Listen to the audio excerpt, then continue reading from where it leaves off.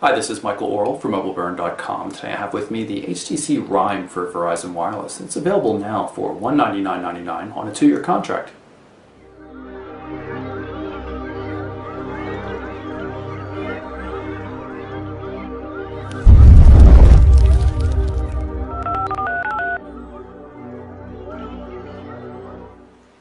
So let's take a look at the contents of the Rime's box. Naturally, phone's right in here. A little hard to get out of there. So we'll start that up, power button up top. And open this up. We've got what appears to be user guide, terms and conditions, things like that. Nothing too dreadfully interesting. A little piece of clear paper. Has logos on it. Looks like it's identifying everything. This is a USB cable, obviously, micro USB. This is the power adapter that it plugs into, like so. Stereo headphones here. I believe they're stereo. Oh yeah, quite different looking. Everything works. It's all a tape instead of a normal wire. I don't know if that keeps it less tangled. Music controls there as well. Pretty cool looking. And this should be the dongle for the remote message indicators. It's this little purple cube, I guess is what you would call it. Plugs into the phone and then should glow when there's a new message of some sort or some other missed notification. Meant to dangle out of a purse, I guess, while your phone's hidden deep within. And I almost forgot to show you what's in this side of the box. It's the reason the box is so big. That's the charging station. It's a cloth covered micro USB connector on the back, and you can see the battery connectors there for charging. So let's take a look at the hardware. First I'll power up the display. It's a 3.7 inch diagonal Sony Super LCD display, pretty bright and crisp, wide VGA resolution, 480 by 800 pixels. Nice display. Got some touch-sensitive controls down the bottom, standard Android buttons there. Forward-facing VGA resolution camera. On the left-hand edge, just the covered micro USB port, which is, I find those to be a bit bothersome since almost every Android device needs to be charged on a daily basis, but at least you do have that charging dock. You can see it's a fairly thin phone. My measurements have it coming out at about 10.8 millimeters, and it weighs just a hair over 132 grams. You can see a nice soft touch cover mixed with anodized metal and the HTC logo here. Those are the contacts for the charging dock. 5 megapixel camera with an LED flash, and you also find a 3.5 millimeter headphone jack up top along with the power and standby button there. Along the right hand edge is the volume control. No dedicated camera shutter button or anything like that. Along the bottom, all you see is the microphone pinhole right up here.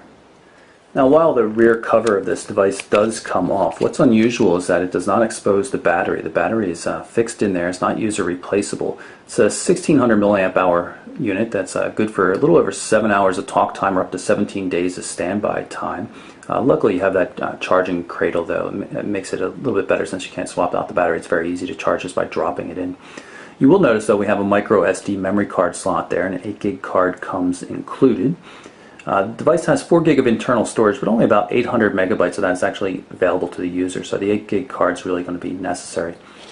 Powering the whole thing, we've got a 1 gigahertz Qualcomm Snapdragon processor, and it's backed up by 768 megabytes of RAM, which is a fair bit of RAM.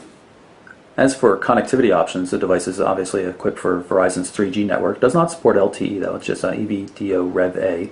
Also support for 802.11b GNN Wi-Fi and Bluetooth 3.0. Now I'm going to show you what happens when you drop the phone to the dock. That's all it takes. Doesn't click in or anything. Just drops right in there, and automatically the little desk clock type application loads up. You can run in the photo frame, so it'll go through your pictures. The dock itself acts as a speakerphone. It can also work as a speaker for your music playback, which you can see the controls right there. Activate device with the power button here, and you can see this is the HTC Sense 3.5 lock screen. I can either drag the ring up to unlock it or drag one of those icons, which are user configurable, into the ring to activate that application. Just going to unlock the device to get to the home screen here. This is the default home screen, and this is actually a full screen widget here. If you long press on it, you can see that. A little unusual looking, but how it works is you can tap on any of these sections to bring up information like on your next appointment or photos that have been shot with the camera. It's pretty cool looking. Unfortunately though, I have not been able to get the mail client to work at all. I've been unable to configure email for Gmail, AIM, my own personal server, Yahoo Mail. All of them fail both on Wi-Fi and Verizon's 3G network, so I'm not sure what's going on there. I'm trying to find some help on that from Verizon, so we'll see. Otherwise, this is just like any other Sense 3.5 device. Nice assortment of widgets. This Endomondo, if I'm saying that correctly, is a sports kind of application. I'll go into the main menu here, and you can see it sitting right there. Like the other more recent HTC devices, the main menu moves in full pages. I like that. Not everybody does though. In any case, there's that Endomondo application. And you can see you can do workouts, and you can set goals, and you can put in information for what your friends have done or compete against yourself. Interesting system. Back to the main menu, look for the interesting things. Obviously we've got Gmail support here, and it's just saying we've got priority inbox and some other new features. Works in landscape mode as well, of course. And let's see if I can pull up this test message. You can see the formatted text there. No multi-touch support here. Normally there would be in the other email client though, but I've been unable to test that. Good access to controls. The Gmail client's really, really nice. About the only thing that's wrong with it is the lack of the multi-touch support. So I'm going to demonstrate how the charm works. Just going to plug it into the 3.5mm headphone jack right there. I'm going to turn off the phone. And I'm going to send a quick text message to the phone.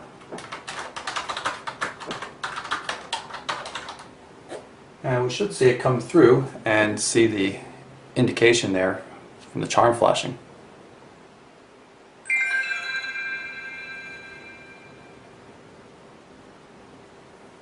So you can see the charm is now flashing intermittently. That tells us that we have a text message on the phone.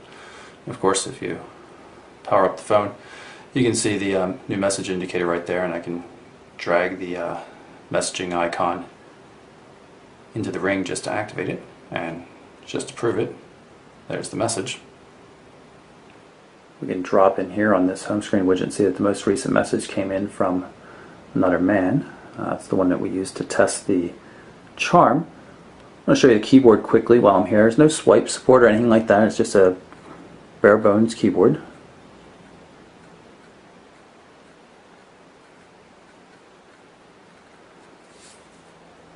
Here it is in the landscape orientation. You can see I typed N-O-R-E, but it's auto-correcting to more, which is correct. You have options for changing the text size. It does not have the cool rendered effects on the edges of the message that I just saw on the Amaze 4G though. But go in here and change text size and make it really large.